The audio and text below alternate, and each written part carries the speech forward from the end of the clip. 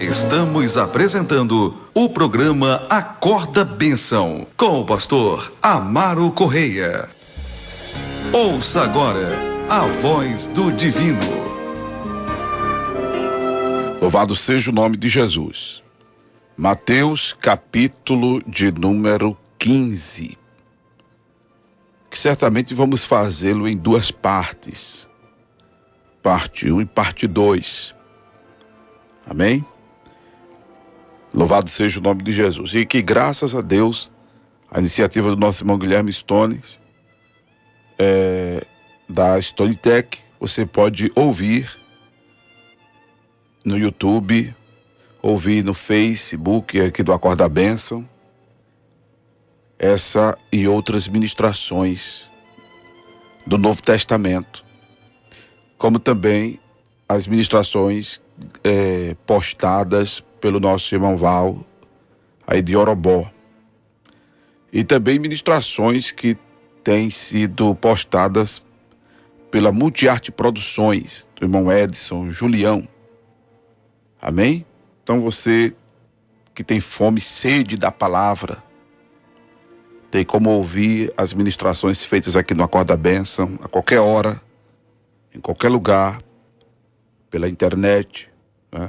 Pro seu iPad, iPod, pro seu tablet, né? Pro seu notebook, pela sua CPU,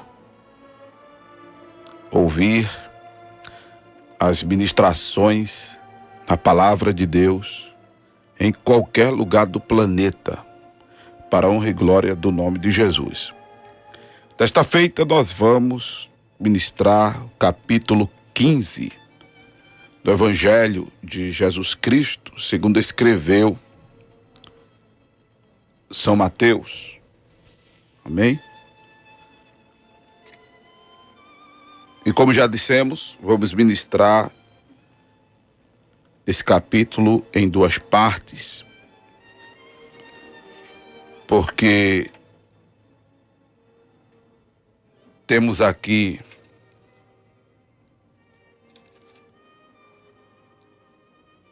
três situações, louvado seja o nome do Senhor Jesus, que merece muita da nossa atenção, não é? A questão tratada de Jesus com os anciãos, escribas, fariseus, não é? Que também se consolidaram ali com os herodianos,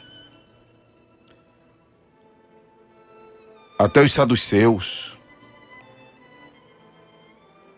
que tradicionalmente eram rivais dos fariseus, se coadunam para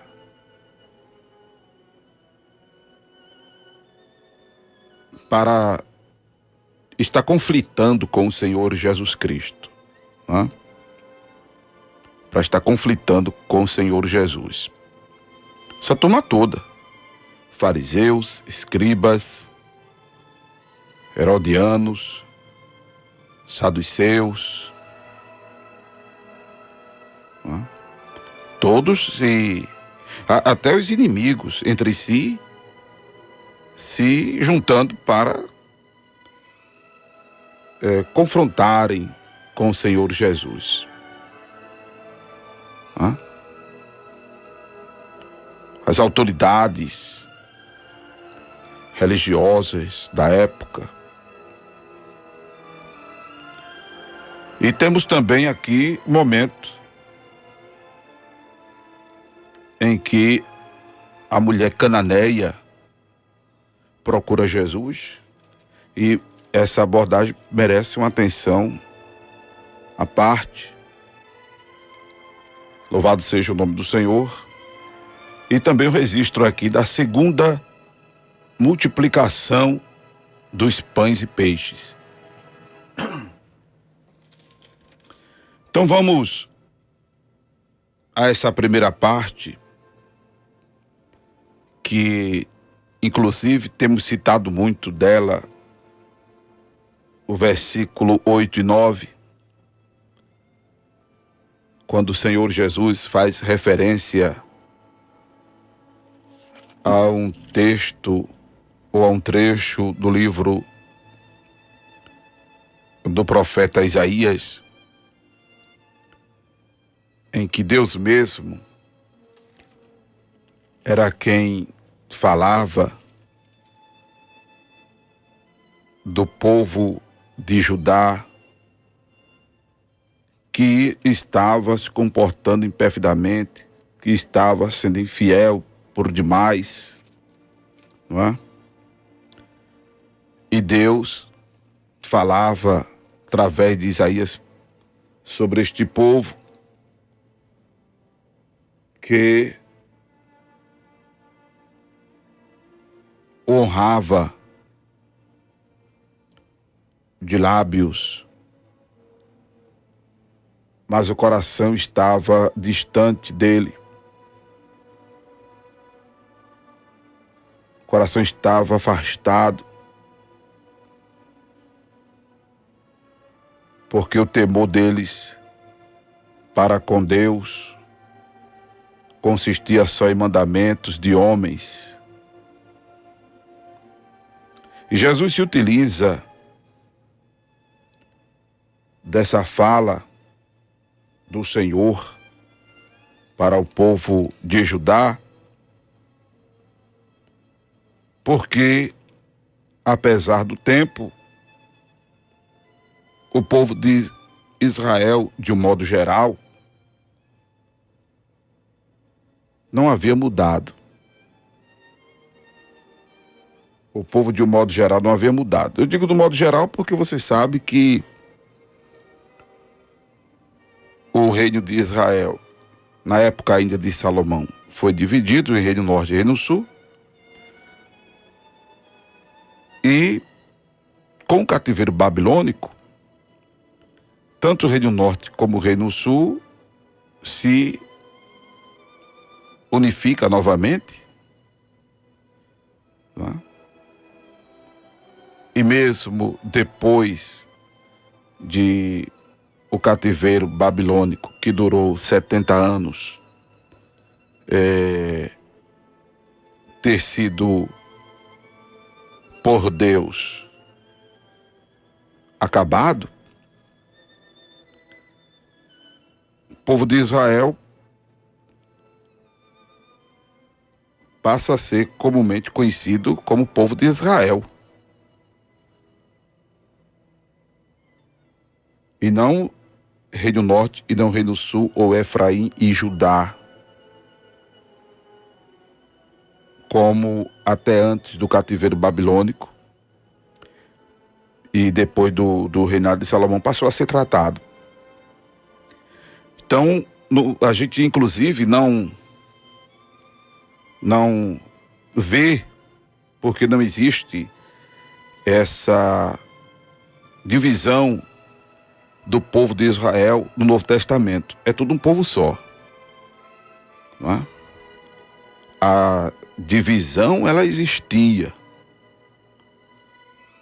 politicamente, religiosamente, ela existia, como existe ainda nos dias de hoje, não é? Como a gente escuta falar de Israel e palestinos, né? Então isso é uma evidência de que, em termos tribais, né, o povo continua dividido. Mas você não percebe essa historicidade no Novo Testamento. Não percebe esta divisão no Novo Testamento. Se bem que o Messiado de Jesus, já vimos, ele se dá exatamente nesta região que nos é pontuada no capítulo 4, por exemplo, versículo 23, né, que fala da Galileia,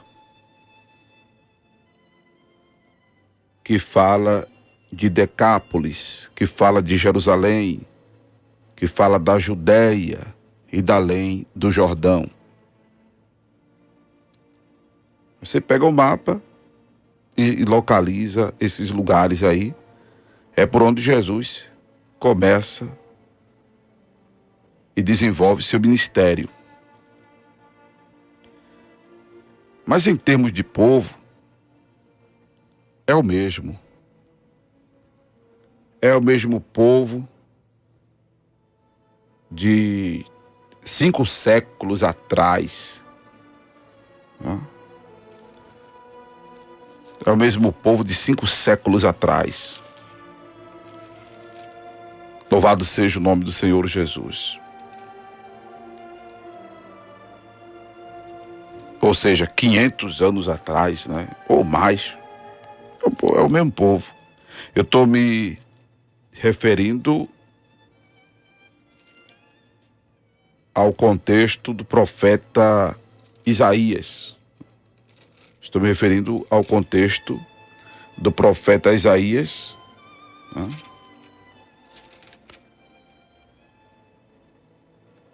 Eu falei de 500, né, de 5 séculos, mas pode botar aí mais 2 séculos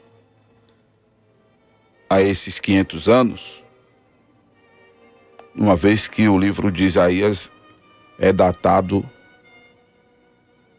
cerca de 700 a 680 anos antes de Cristo. 700 a 680 antes de Cristo. Então o povo é o mesmo, apesar de tantos aproximados 7 séculos. O povo é o mesmo. Por isso que Jesus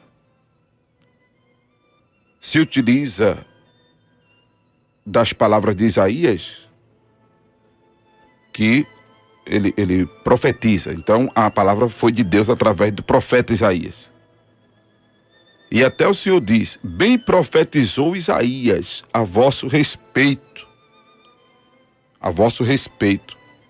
Mas observe a colocação.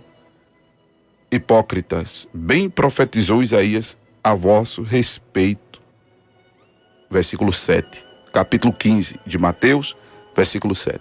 O povo é o mesmo.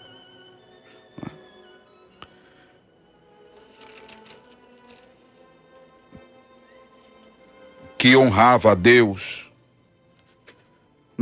Seguindo a ordem aqui da expressão, versículo 8. Adoravam a Deus em vão, ensinando doutrinas que são preceitos dos homens.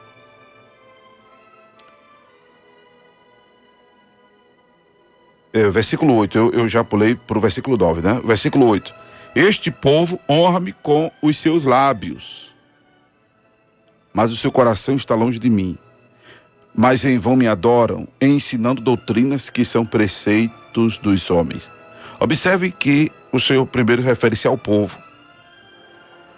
O povo que a princípio se constituía produto do meio. Não é?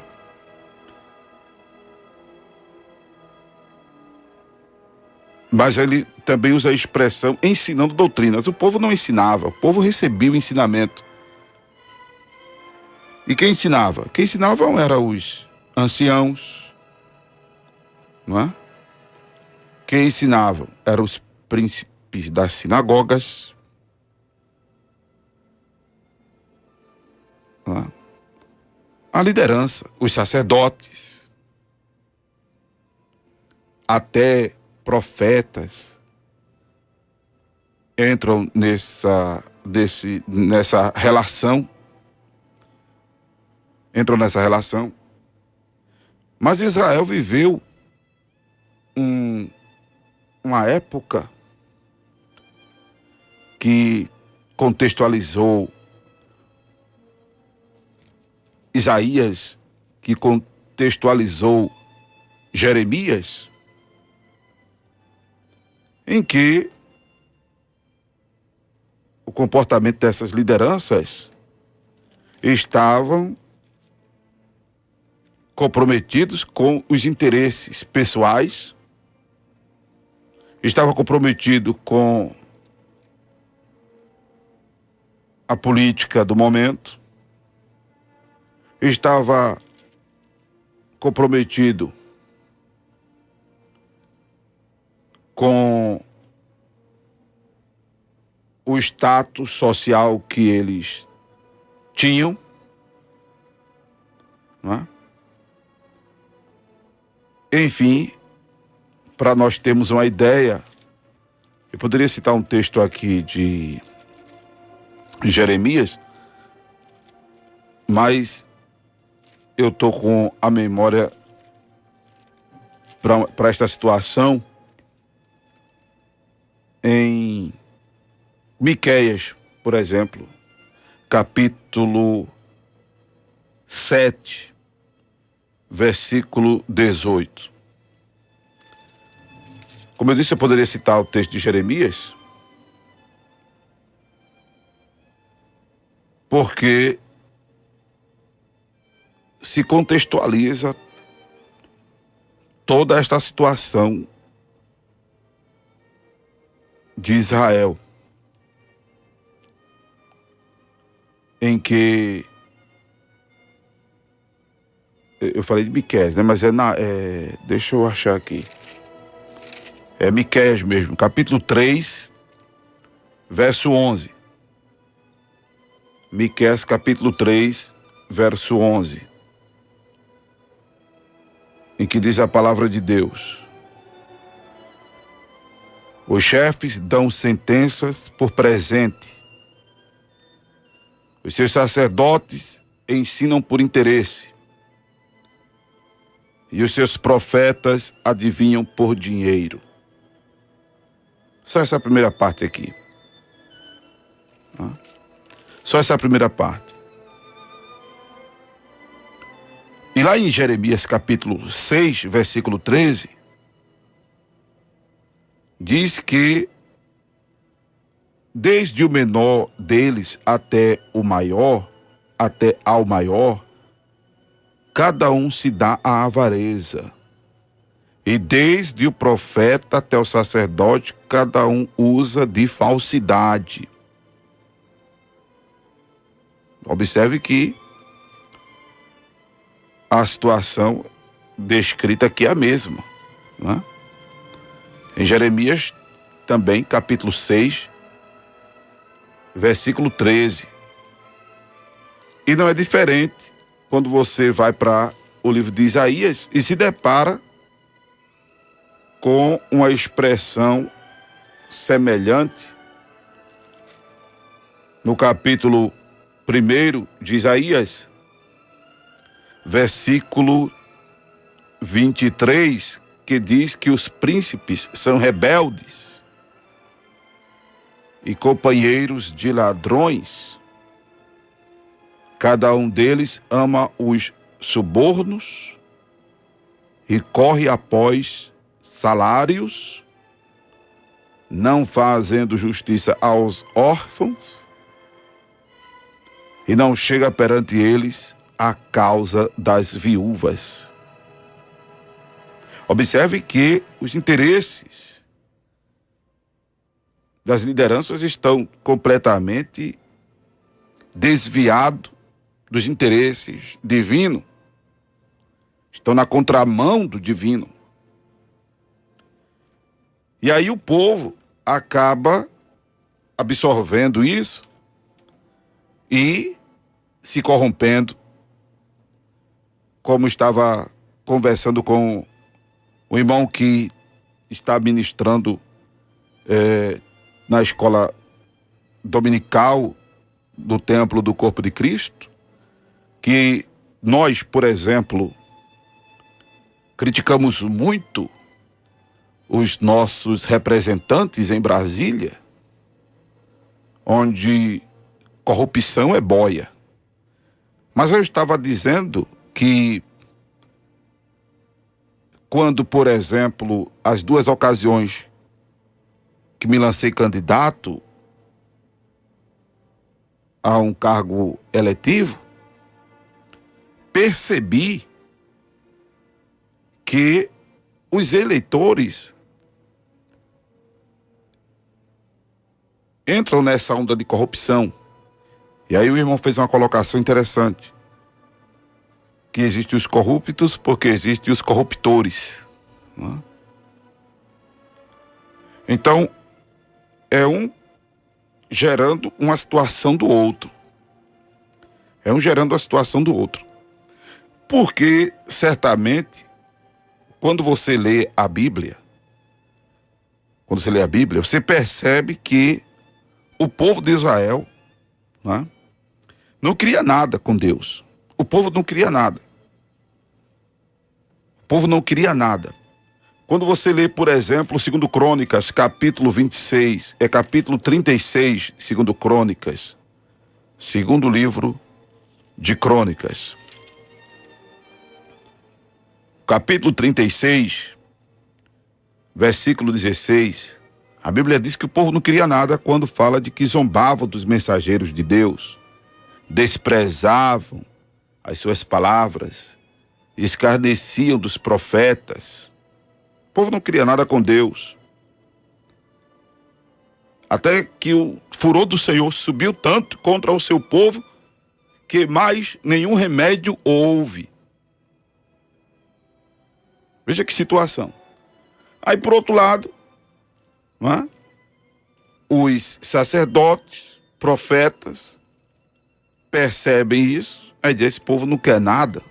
Então, nada por nada, vamos também aqui só fazer a maquiagem, vamos só tirar proveito da situação, do descomprometimento do povo, e vamos na onda deles. E aí começa a corrupção religiosa, que por sua vez contamina mais o povo, desanda mais o povo. Então fica essa coisa do auto-reverso, né?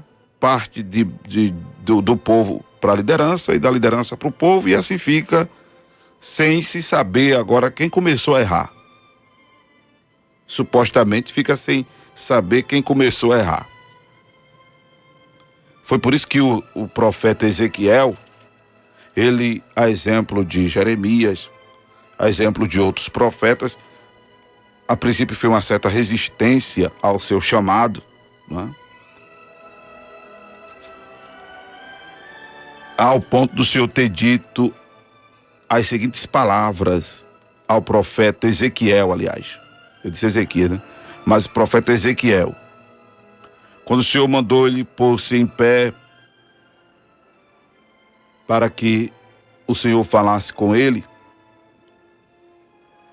o Senhor lhe disse no capítulo 2, versículo 3, Filho do homem, eu te envio aos filhos de Israel, as nações rebeldes que se rebelaram contra mim.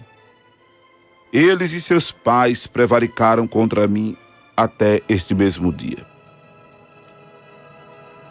No versículo 5, para encurtar, diz, e eles quer ouçam, quer deixem de ouvir, porque eles são casa rebelde, onde saber que esteve no meio deles um profeta. Louvado seja Deus.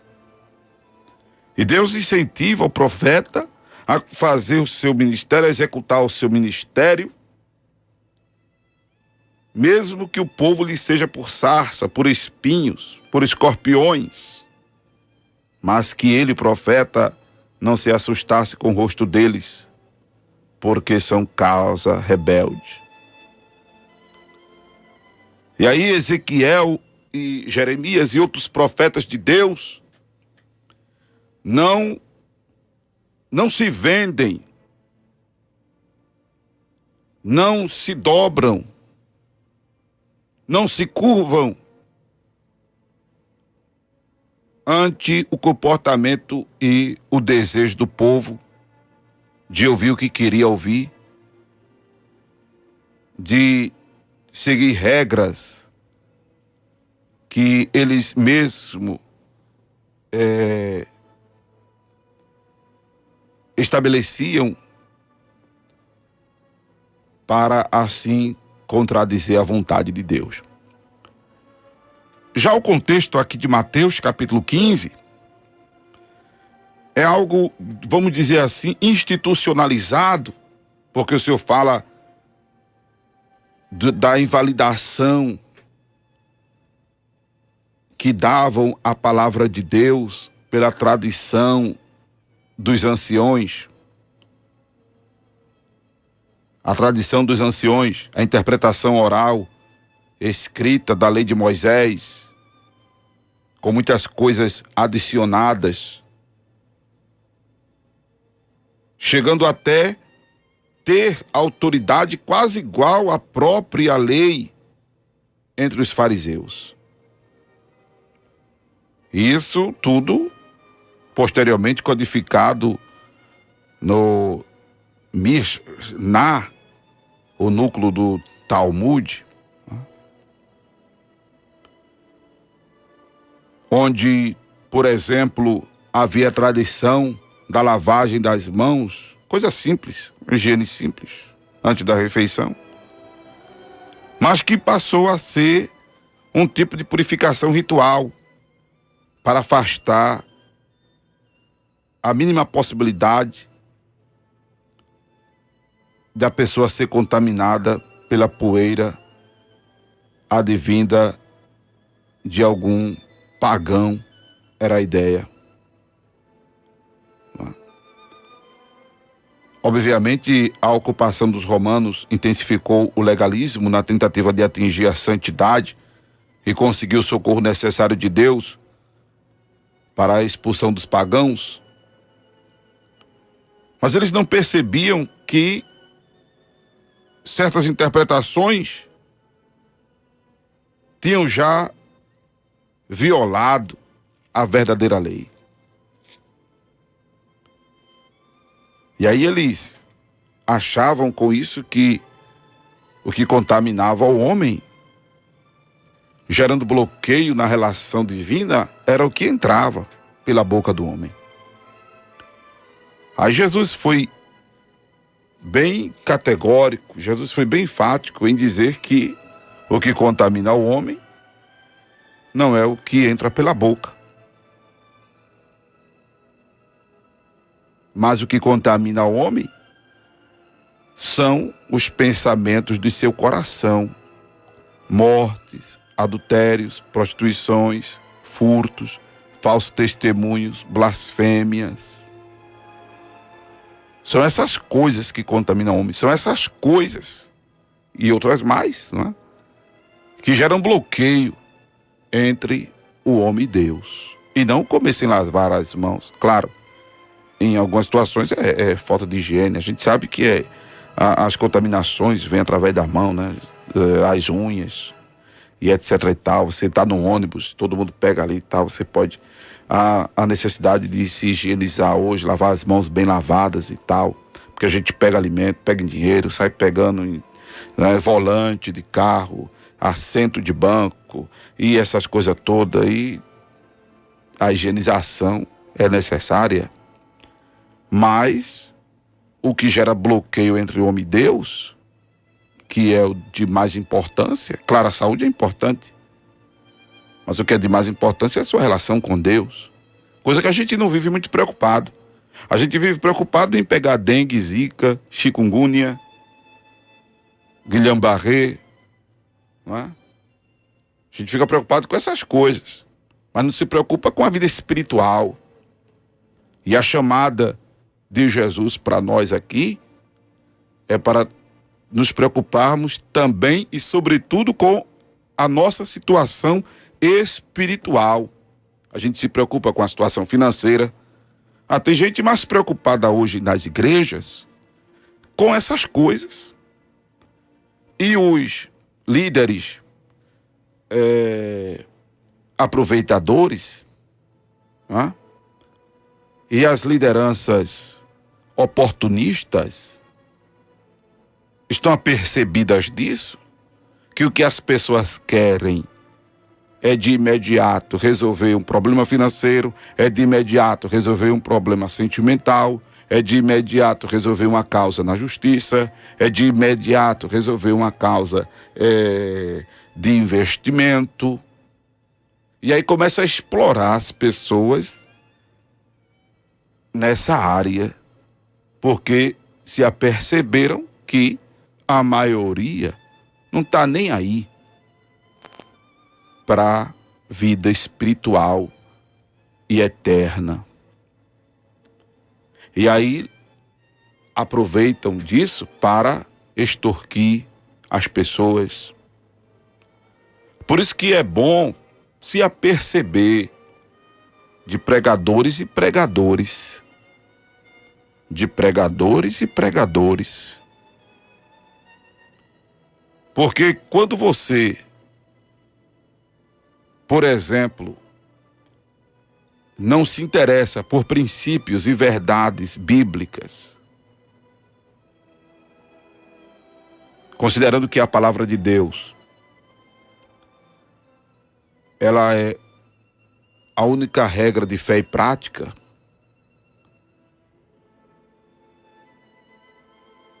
o que Jesus disse aos saduceus: examinai as escrituras, porque vós julgais ter nela a vida eterna, e são elas que testificam de mim.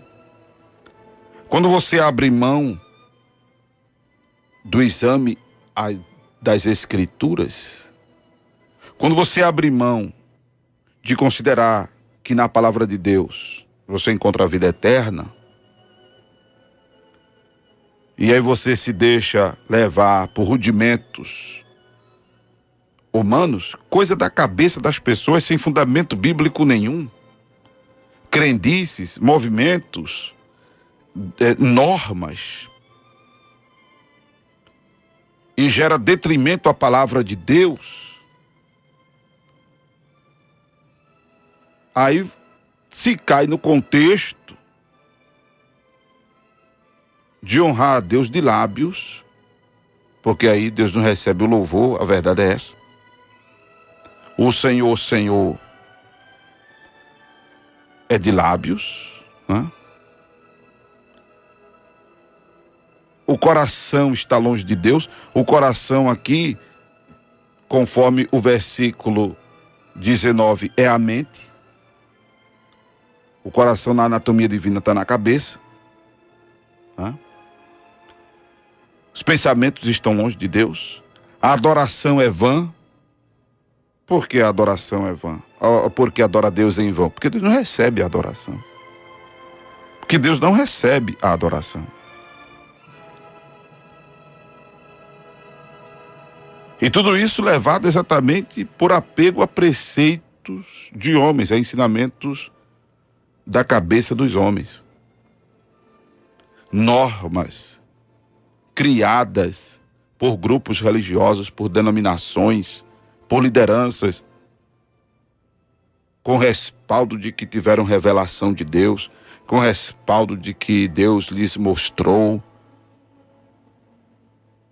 sem ter fundamento bíblico nenhum. Ou então, pegando o texto isolado da Bíblia para criar uma invencionice, né? Para inventar coisa.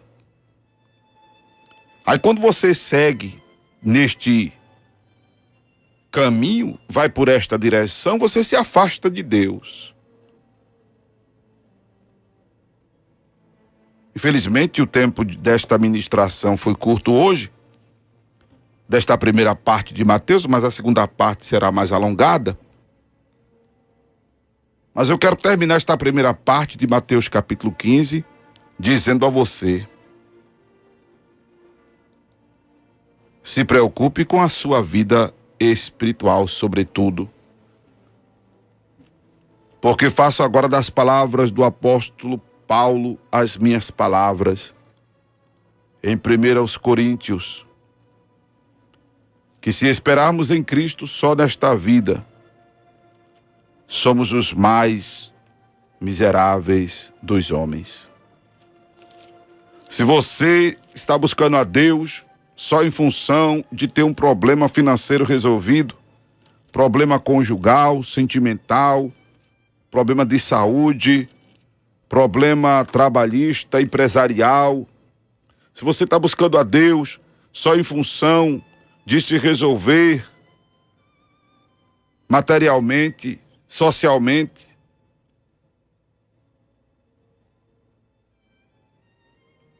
se preocupe com a sua salvação eterna.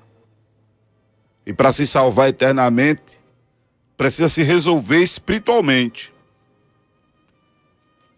Precisa se resolver espiritualmente. Louvado seja o nome do Senhor Jesus.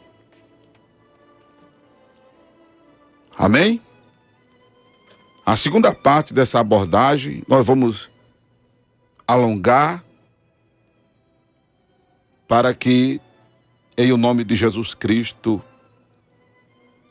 louvado seja Deus, tenhamos o entendimento mais ampliado desta abordagem. Amém?